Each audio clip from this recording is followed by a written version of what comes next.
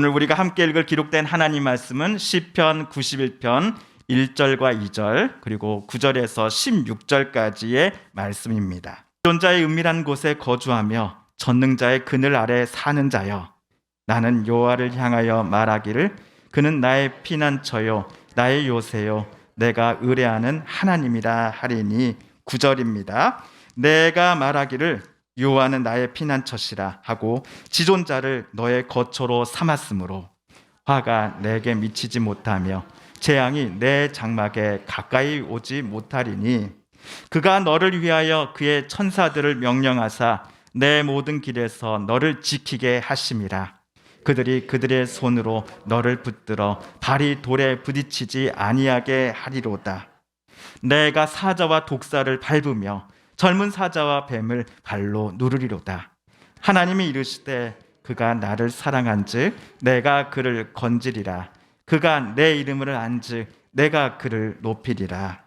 그가 내게 간구하리니 내가 그에게 응답하리라. 그들이 환난 당할 때에 내가 그와 함께하여 그를 건지고 영화롭게 하리라.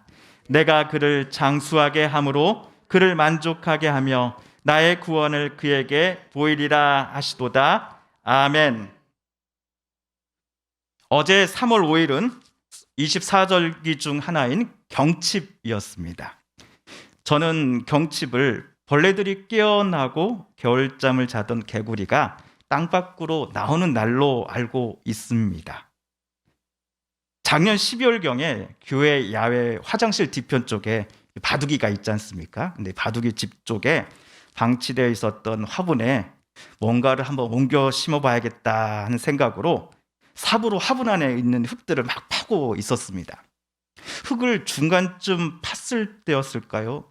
그만이나 이게 개구리인지 두꺼비인지 아무튼 비슷한 게 거기서 자고 있었던 겁니다. 처음 보는 광경에 놀라기도 하고 교과서로만 듣던 이 이야기를 실제로 보아서 신기하기도 했습니다. 물론 고난 잠을 자고 있었을 그 녀석에게는 너무나 미안했습니다. 그래서 파놓았던 흙들을 한 줌도 빠뜨리지 않고 다시 화분을 막 덮어줬습니다. 이제 경칩이 지났으니 아마 그때 거기서 고난 잠을 자다가 방해를 받았던 이 녀석도 어제부터는 이불 삼았던 흙에서 빠져나와 새로운 한 해를 힘차게 시작하지 않았을까 싶습니다. 그러나 겨울장군의 그 시샘 때문에 아직은 춥지요. 게다가 어제는 얼마나 바람이 거세던지 마을 곳곳에 있던 현수막이 막 뜯어져 있기도 했습니다. 그러니 막 겨울잠을 끝내고 세상으로 나온 그 개구리 녀석이 이 늦깎이 추위를 견뎌낼 수 있을지 걱정이 드는 겁니다. 그런데 아는 분들이 제게 그러시더라고요. 제일 쓸데없는 걱정이 연예인 걱정, 남 걱정, 정치인 걱정이라고.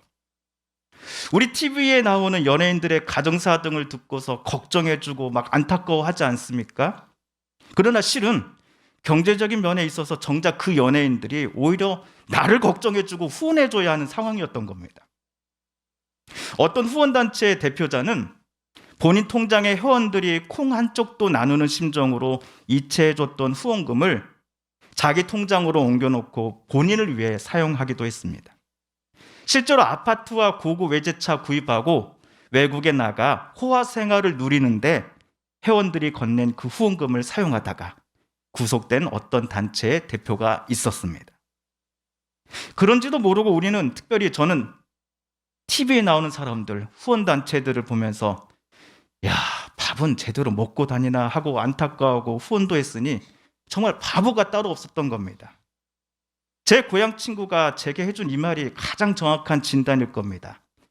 남 걱정 말고 네 걱정, 네 가족 걱정부터 해라. 네가 제일 불쌍해. 씁쓸하지만은 그래도 되새겨볼 말임에 틀림없습니다.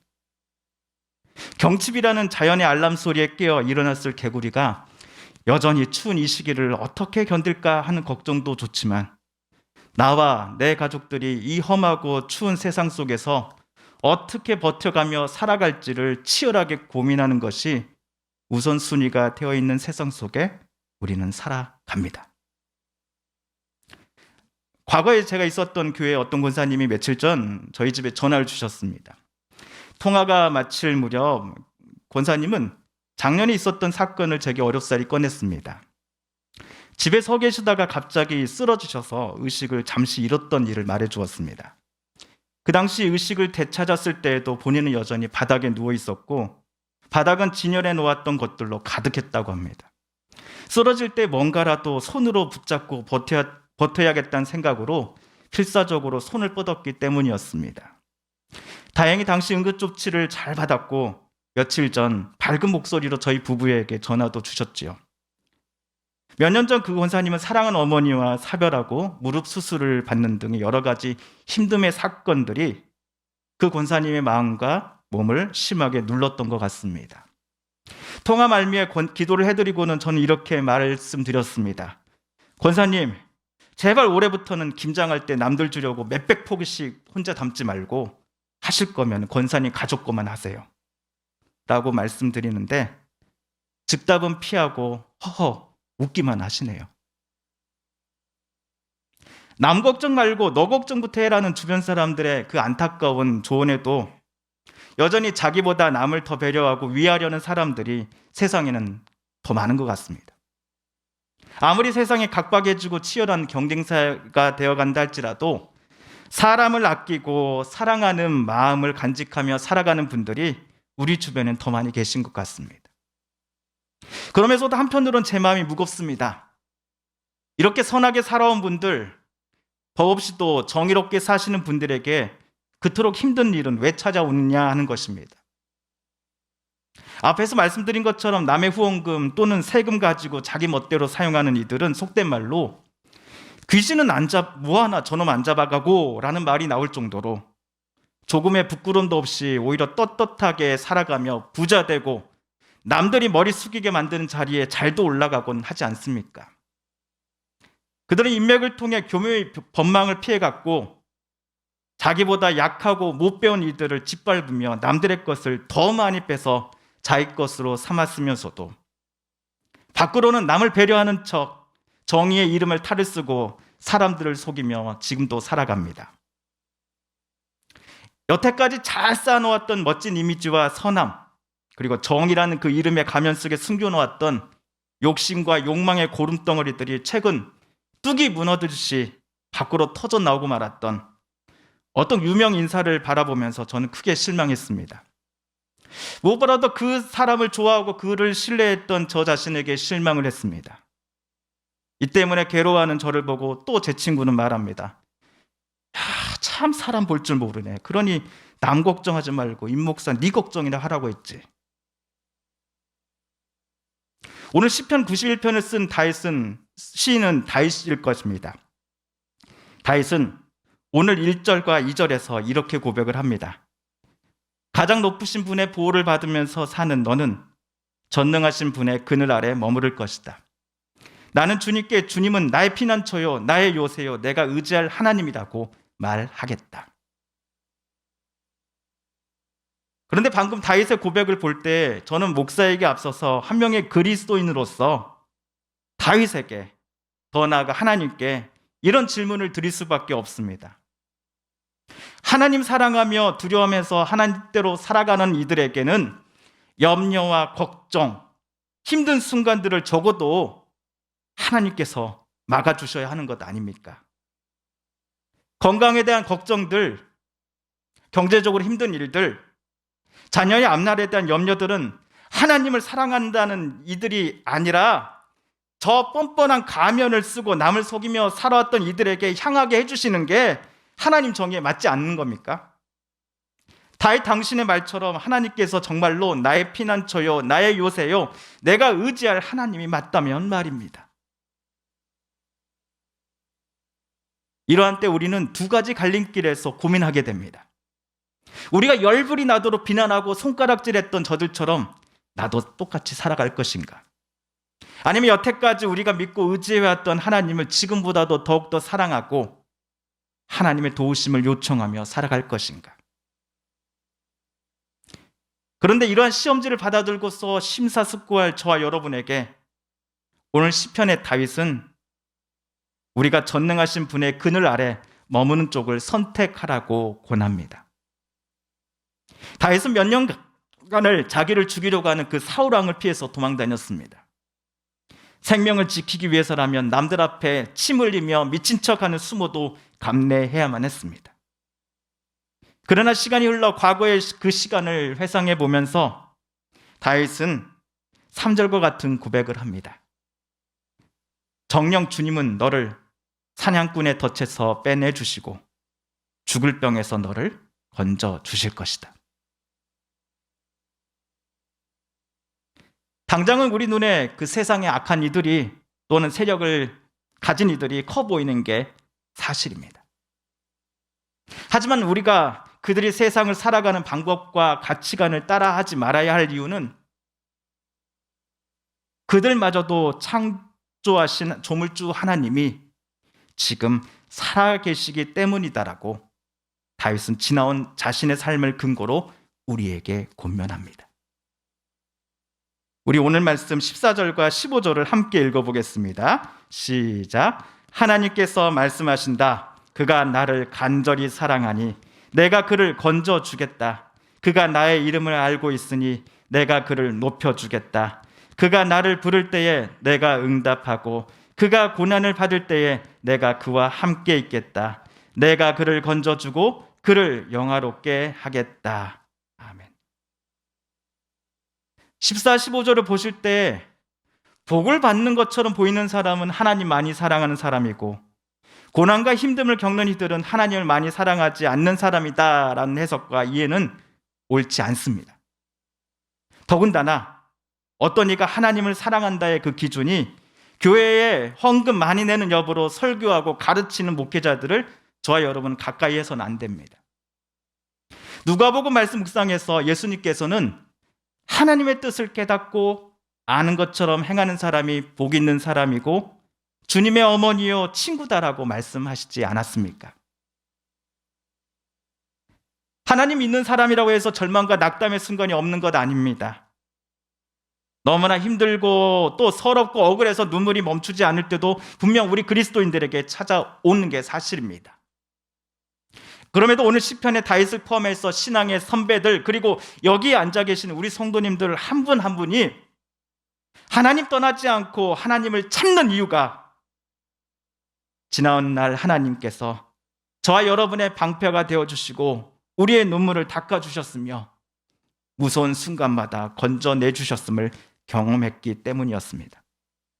내가 원하는 방향, 계획했던 모습과 수준은커녕 오히려 내가 목표하며 바라봤던 것과는 정반대로 흘러갔기에 그 당시에는 하나님을 원망하며 무능한 하나님이다라고 화를 내며 소리치기도 했습니다.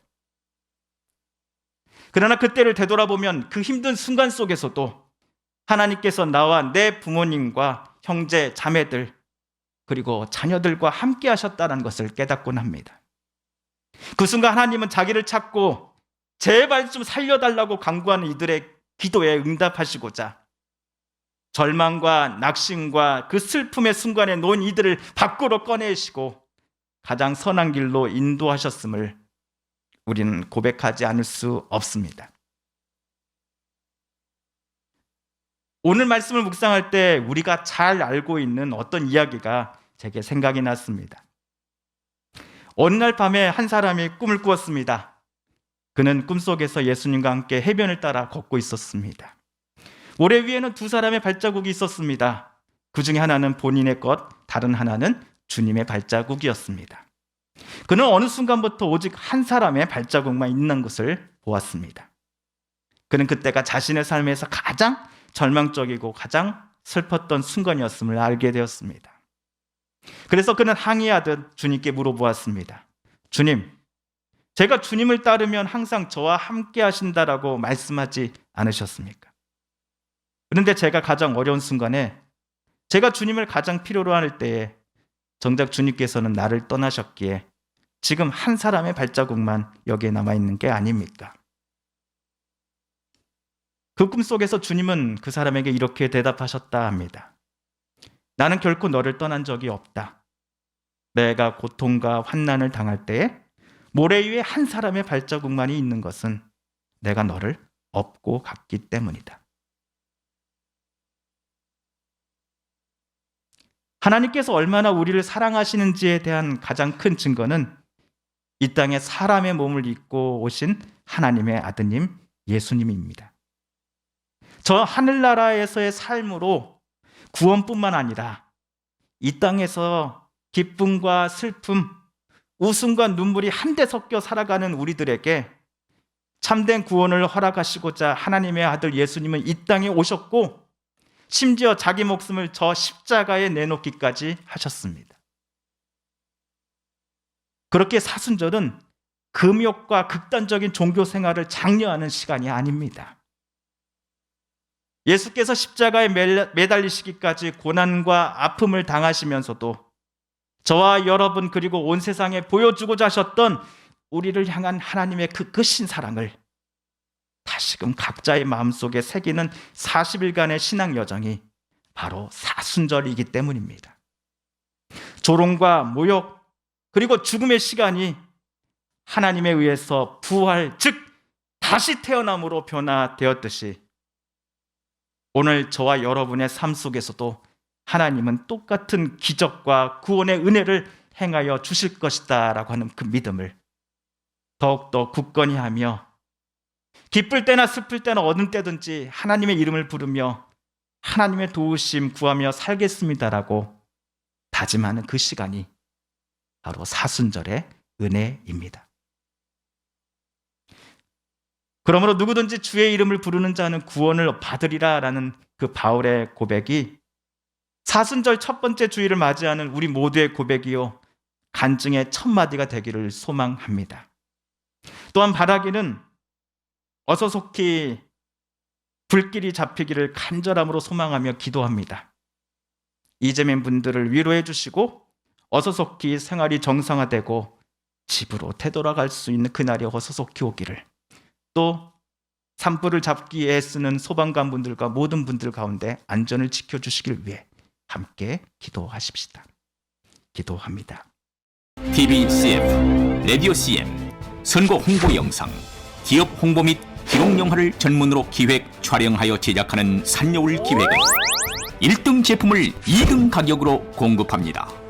산여울 기획.